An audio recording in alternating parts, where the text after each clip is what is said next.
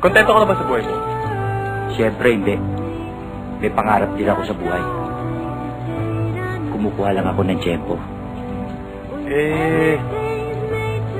Paano bang umibig? Umibig ka na ba?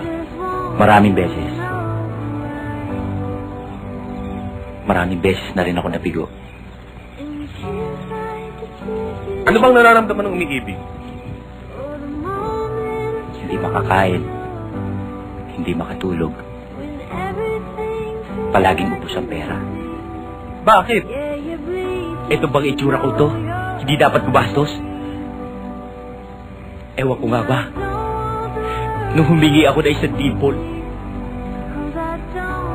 isang batalyon ang binigay sa akin. Tingnan mo, mukha akong halong black.